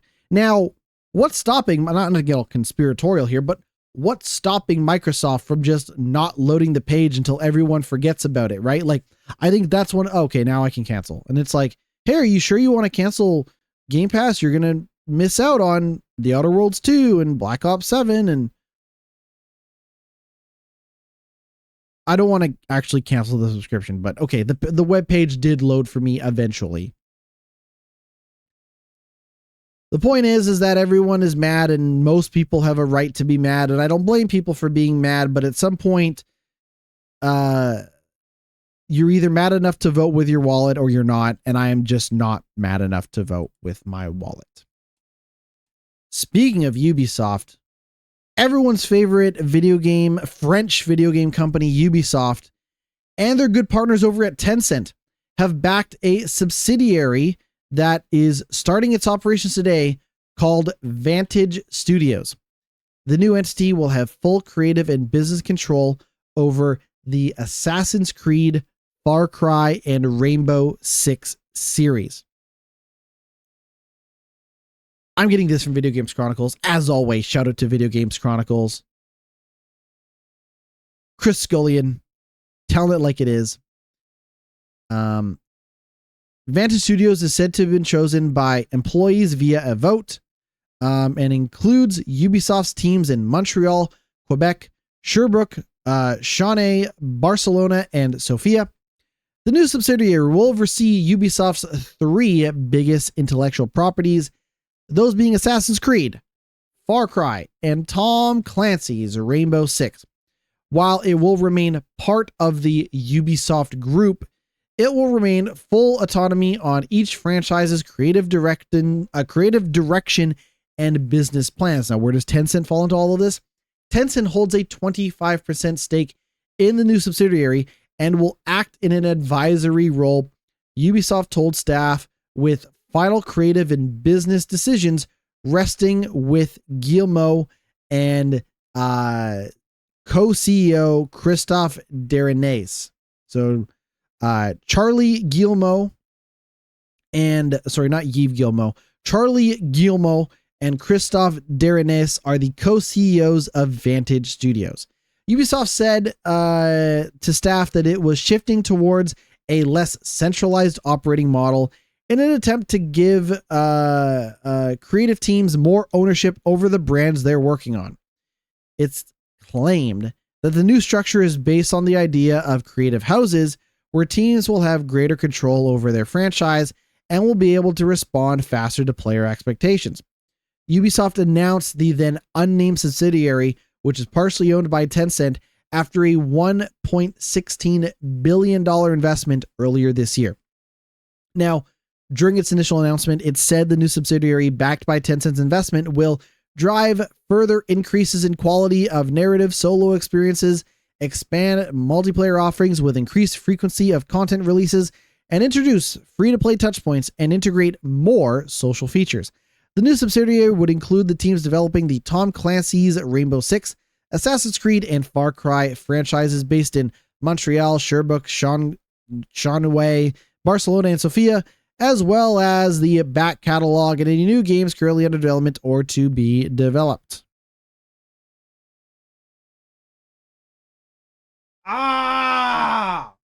It's exhausting. It's so exhausting. moving shit around, the manipulative nature of all of this stuff. It's just them trying to cover their tracks if the next Assassin's Creed game doesn't sell, if the next Tom Clancy's Rainbow Six game does not make $1 trillion, they'll be like, well, see, it was because we had this small little skunkworks operation under this 1 billion. First of all, you don't get a skunkworks operation with $1.16 billion, but they could always say, oh, we tried something different and it didn't work. It's just them trying to cover their tracks. It's just them trying to make up excuse after excuse after excuse for being part of a AAA gaming world that is not seeing significant growth. And for the record, you might be thinking, well, GnittWitt, but what about all those people who got into playing video games during the pandemic? Doesn't that lead to AAA growth in the gaming space? Yeah, but all those people had to go back to work. All of those people who picked up a PS5 during the pandemic, like how many of those people between 2020 and 2025, how many people like retired with money to spend in the video game world or whatever? How many of those people really got to spend more and more money every year over the last 5 years in the AAA gaming space? It's just not happening, man. It's just not. Tell me I'm crazy. Listen, you reach out to me on social media, however you want to get in contact with me, and you can tell me, hey, listen, GnittWitt, you don't know what you're talking about. I'm spending more money on video games than ever before. And I like it. I want to hear that part too. That's the key important part here. But to me, this just feels like them moving around chess pieces on the chessboard to cover their ass if the next Far Cry game sucks. That's what this seems like to me. And maybe they can leave Tencent holding the bag if it doesn't work out. We're going to take our second break. When we come back, we're going to talk about everything that was shown at the PlayStation State of Play for 2025. Stick around. We'll be right back. Welcome back to I almost said welcome back to the GnittWitt. God help us all. Welcome back to the podcast. I am still GnittWitt, and I'm still trying to get through the news for this week. God help us all. Last week, Wednesday the 24th to be exact, PlayStation held its State of Play at 2 p.m. and damn it, I kind of liked it. Well, there was a couple things that I really, really liked from the show that I'd like to share with you today. First and foremost, shout out to the PlayStation blog for just having all the announcements like right then and there for me to sit through. Like, I don't want to go back and rewatch it. So I'm just going to reference everything from the website that they have here. And away we go. They showed off some more. Battlefield 6 unveiled its globe-trotting single-player campaign. The Elite Marine Raiders unit is determined to stop Pax Armada, a private military corporation seeking to reshape global power as world order teeters on the edge of collapse. That sounds like a Battlefield story mode if I've ever played one. Chronoscript, The Endless End. Wait, is that game actually called The Endless End? So does it end or not? Where does it end? The point is, in Chronos, The Endless End, you will navigate a world of worlds. I totally forgot how just ridiculous the setup for this game is, but it looks cool, so I'll give it credit. Navigate a world of worlds in a PS5 exploration-based 2D action-adventure game coming from the same creative minds of RPG Time, The Legends of Wright, Deskworks, and more. This game looks neat. You should look at Chronoscript: The Endless End. It has a cool art style, if nothing else, and it looks neat. When does that game come out? 2026. They showed off Code Vein 2. Code Vein 2 is the sequel to the action RPG that will have players explore a future world in which vampires and humans coexist, fighting alongside trusted partners and facing fierce battles with powerful weapons. This is kind of like Bandai Namco's version of an anime Dark Souls sort of game. I don't know how much that's changed, but the original Code Vein was kind of that. We'll see how this goes. Crimson Desert, the open world action game, is coming March 19th to PS5. This game looks ridiculous. It looks incredibly over the top. They mostly had a cinematic trailer to go off of it. This is from the folks at Pearl Abyss. They also made, what the hell's that game called by Pearl Abyss? The RPG game. The MMO, Pearl Abyss. What do they make? Black Desert. They also make Black Desert, which is why this game is called Crimson Desert. See what they did there?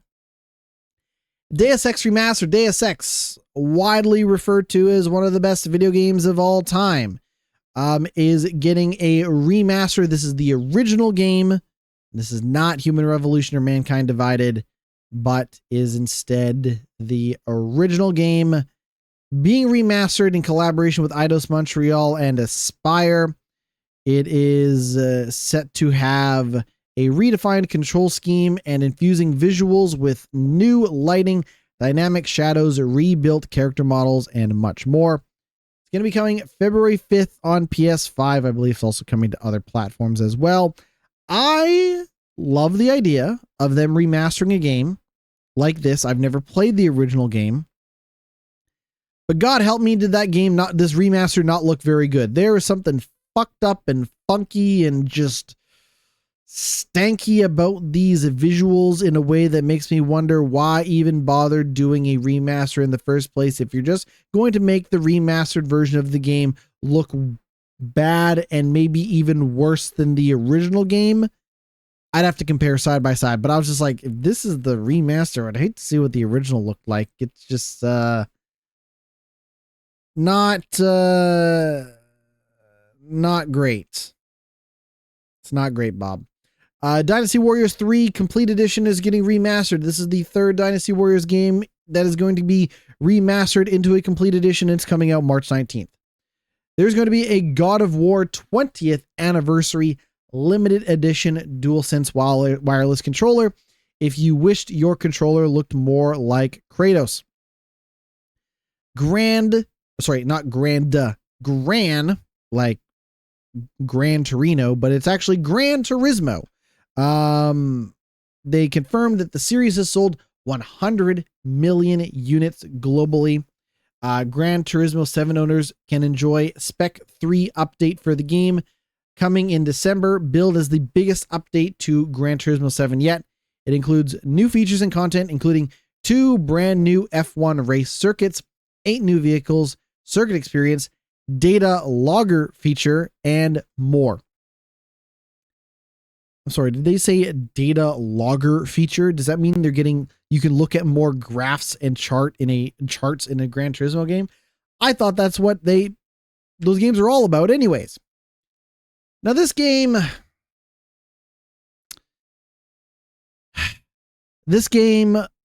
I would love to love this game, but the more I see of it, the more I think to myself, this is just not far enough in the direction I'm hoping for. I'm talking about Halloween. Halloween being developed by IllFonic. Return to the world of Haddonfield and bring it to interactive life September 8th, 2026. Now, Halloween is going to take shape in the form of a standalone single-player story and a dynamic asymmetrical multiplayer game where you play as the boogeyman himself, Michael Myers, or as a resident intent on stopping his nighttime rampage. At the end of the day, this is a horror-based multiplayer game from the people that have made other horror-based multiplayer games that all look the same. This looks no different than the Texas Chainsaw Massacre game or the Evil Dead game or the Friday the 13th game. It's just that they're paying some amount of lip service by saying it's also going to have a single player story mode that I'm convinced is just going to be something that tutorializes you for the multiplayer mode and barely resembles anything of a cinematic story to begin with. Also, it showed these weird things where like Michael Myers can like turn into like a mist form and like it shows him having weird video game looking powers for somebody who did not have those type of powers in the original movies, but I digress. I would love for Halloween to be good. Oh my God, wouldn't that be fun? But I think if I'm going to spend any time looking forward to a,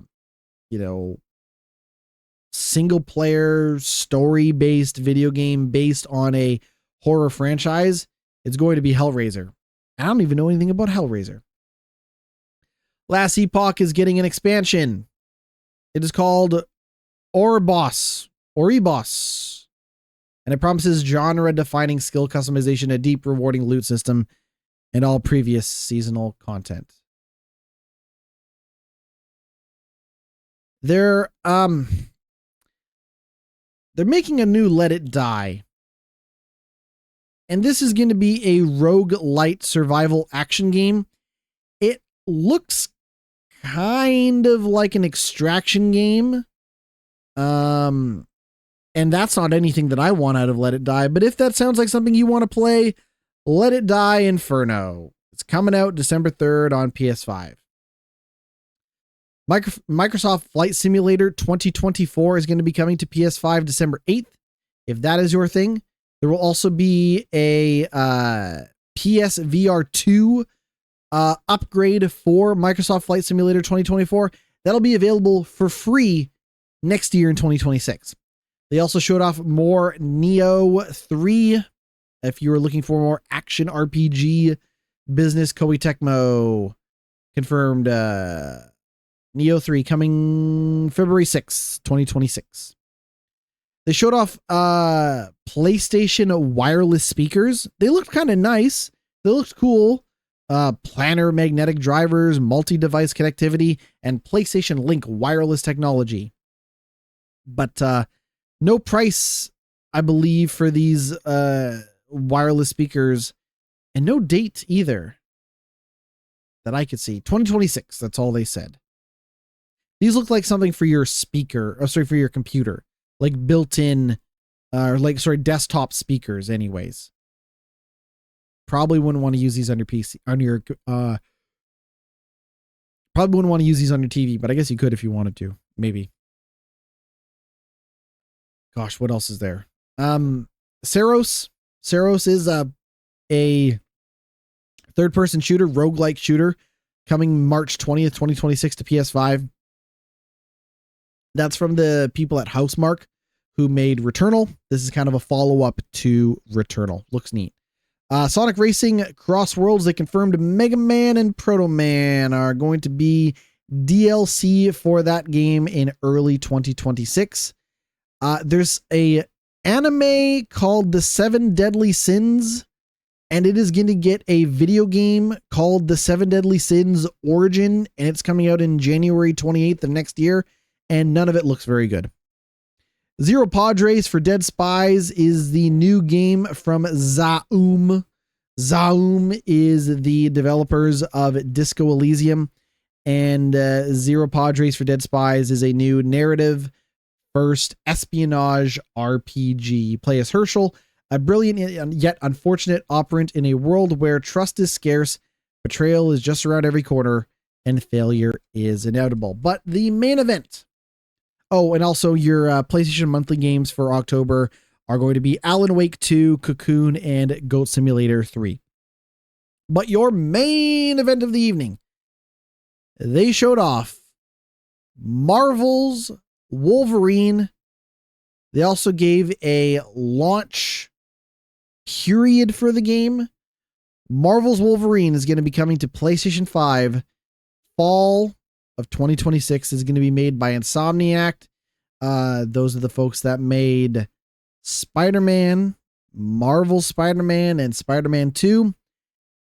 And let me tell you right now, hoo-wee, Marvel's Wolverine looks fantastic. That is, it was a lot of cutscenes or like represented gameplay. Like it wasn't like, here's just raw gameplay footage. It was very stylized and all of that stuff. But that game looks awesome. That game is bloody. It is violent. It is brutal. It looks fast. It looks ferocious. It's pretty much everything that you would. This game got a hard M. I'll tell you that right now. There's a scene in the trailer where Wolverine sticks his claws through a man's skull, like from the chin up, and they kind of linger on that shot for a while, and it's just gnarly looking. It's just, whew, man, oh man, I don't know who pissed off Logan, but goddamn, it looks rad. But there's also not a lot to go off of because they just kind of covered a little bit of story stuff, a little bit of this, a little bit of that. Not a lot of raw gameplay footage to go off of, but it don't matter because it looks pretty rad and it's coming out 2026. I guess I'm going to have to wait for the PC version, but oh no, I always have to wait for the PC version. What are the odds? No respect. That's me, man. I don't ever get the PC games on time. But c'est la vie.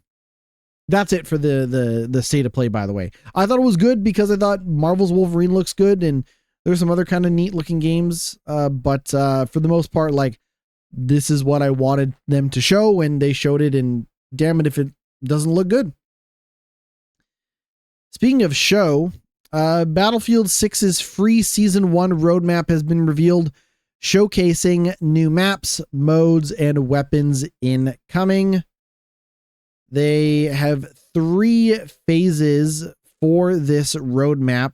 Phase 1 is Rogue Ops, happening October 28th. Phase 2 is California Resistance, happening November 18th. And Phase 3 is Winter Offensive, happening December 9th. You're getting new maps in those phases. You're getting new vehicles and new weapons and more to follow, but they've already started to tease out what you can expect as you continue to play Battlefield 6. Full game comes out October 10th, and like I said, they're going to have new content rolling out by the 28th. Hopefully you don't get sick of it by then. This news segment is so long. This whole podcast is so long, I'm starting to get loopy, but that's okay because we're going to have a deep dive on the future of Halo next month. A teaser video for the future of Halo debuted at last year's Halo World Championship, which is their esports showcase. We don't have much else to go off of other than they're going to talk about Halo sometime next month. Or in a month, I guess I should say. I wonder when they eventually put Halo on PlayStation. They got to do that at some point. By the way, the Halo event is going to be happening October 24th. I wonder when they put it on PlayStation. They will eventually. It'll happen. It's inevitable. And when it does, my PlayStation friends, you should play Halo. It's pretty good. You'll have a good time with, if you like good first-person shooters, you will have a good time with Halo. Really quick, Avalanche is closing its Liverpool studio following Contraband's cancellation. The studio will also see layoffs across its Malmo and Stockholm branches. Quote, in light of current challenges to our business and the industry, we have thoroughly reviewed how best to ensure Avalanche Studios Group's long-term success, what their long-term success is. This review has led us to the difficult conclusion that we must make changes to our staging and locations. As a result, we are proposing to close our Liverpool studios and to initiate a collective consultation process as required by UK law. This will impact Avalanchers in Liverpool. The changes will also impact our other studios locations in Malmo and Stockton, where we will reduce our workforce and restructure the teams to address our game's needs. Now, if you don't know, Avalanche is best known as the studio that made Just Cause. They were working on Contraband, which was a co-op open world game set in the 1970s. However, the game, which was originally announced back in E3 2021, was eventually canceled last month. I want to wish everybody the best of luck over at Avalanche. Those impacted, I hope they land on their feet. If you're going to do an encore, now is the time to do it. Rock Band 4 is going to be delisted this weekend with its DLC to follow. the license for the game's core soundtrack will expire on the game's 10th anniversary. This was made, this message was put out on Discord by community manager Kyle Wynn. Wynn added that because of the core Rock Band 4's game's music was licensed for 10 years, this means the game will have to be delisted on its anniversary due to the song licenses expiring. With this milestone comes one big change. The original license for the core soundtrack are expiring. Because of that, Rock Band 4 will be removed from the PlayStation and Xbox digital stores. If you already own the game, nothing changes. You'll keep full access and still be able to download the game and songs to any new compatible devices. The same applies to downloadable content, such as songs that you, additional songs that you bought. They will be, however, the songs that you have not bought will be coming down as they hit the 10-year mark, but anything you've purchased will remain in your library. So buy the songs you want now. Buy Rock Band 4 if you haven't done so already, because it is getting delisted. It was also noted that the game's DLC tracks will continue to be available until they turn 10 years old. There are currently a total of 740 tracks that have been released for Rock Band 4, of which 22 were made on the day the game was released. The final DLC tracks for Rock Band 4 were Wherever You Will Go by The Calling, Send Me On My Way by Rusted Root, and the appropriately named Thank You by Ditto. This is, of course, being made by Harmonix. Harmonix were bought by Epic, who are now having them work on the Fortnite Festival stuff. So if you want to play a slightly more modern take of Rock Band in Fortnite, you can do so as part of the Fortnite Festival mode. Microsoft has confirmed that Forza Horizon 6 is coming.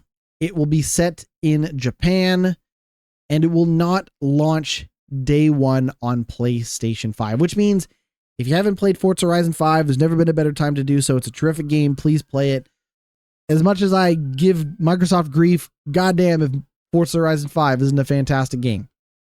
It will be coming out first on Xbox consoles and PC in 2026. So there you go.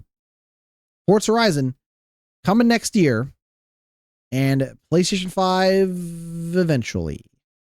In the meantime, play 5. It's good.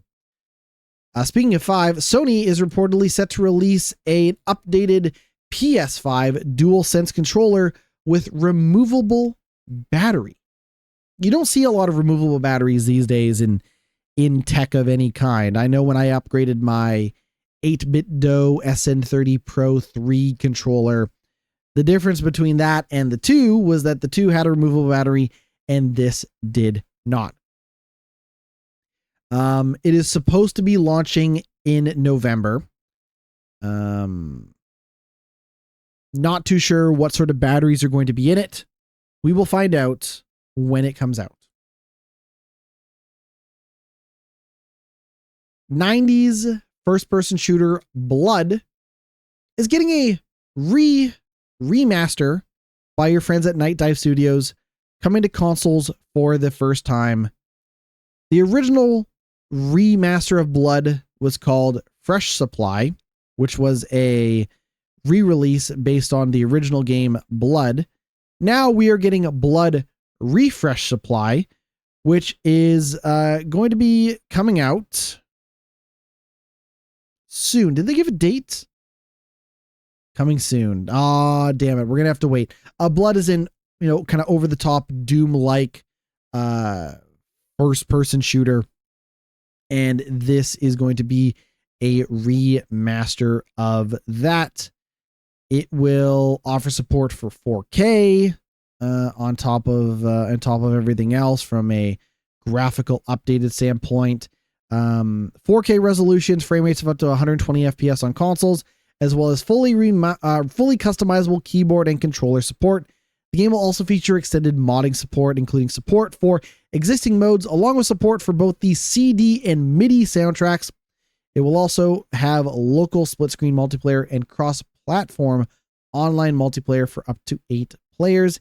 The existing add-ons Plasma Pack and Cryptic Passage will be included in the refresh supply, as well as 2 new mission scenarios, Marrow, which will be available at launch, while another scenario called Death Wish will be released post-launch as a free update. Now, there was already a re-release of Blood in 2019 called Blood Fresh Supply. It will be delisted December 4th and replaced by Blood Refresh Supply. Players who own Blood Fresh Supply will still be able to play it after its date and will be offered a 66.6% loyalty discount to upgrade to Refreshed Supply. Now, my question is, if I go to Steam and I type in Blood,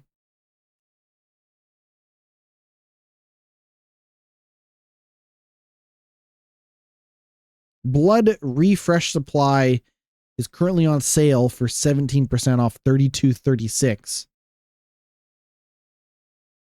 Blood is currently Blood Fresh Supply. I keep getting these confused. The first re-release is on sale for $2.29. So I'm guessing if you want this remaster, buy Doom Fresh Supply and then get the 66.6% off when that eventually comes out. I'd have to do the math. I'm not going to do the math. It's Blood. You might like it if you like silly, over the top, demonic first-person shooters. Silent Hill, this is a really quick one. Silent Hill F has sold 1 million copies since its release, faster than the Silent Hill 2 remake, proving that people are still very hot about the idea of Silent Hill and are more than eager to buy a new, good Silent Hill game when it comes out.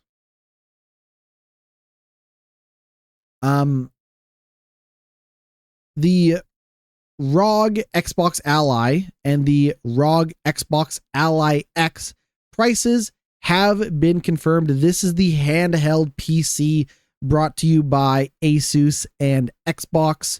If you are looking for a handheld PC to play your Xbox Game Pass games on and all of that stuff, this is one such device you can do that with. They have confirmed pricing for it. They're going to be $599 US for the Xbox Ally and $999 US for the Xbox Ally X. Those prices are pretty pricey. Not gonna lie, that is expensive, but so is everything. I don't know if you guys heard, but everything is expensive these days. I am gonna go to Best Buy and I'm gonna type in, oh, it's on the front page, so I don't have to type anything in. Nice. No, you cannot know my location. Just show me the price. In Canada, the Asus ROG Xbox Ally X is $1,300 before tax. If you got that kind of money and you want that type of portable PC gaming, knock yourself out. Otherwise, I don't know what to tell you. Doug Bowser is stepping down as Nintendo of America president and COO. He will be replaced by a 19-year Nintendo veteran named Devin Pritchard. Bowser became Nintendo of America's president in April 2019 after Reggie Fils-Aimé stepped down from the role, and the company has joked numerous times about having him have the same name as Mario's arch nemesis. Did you know that Bowser and Bowser are the same names? Anyways.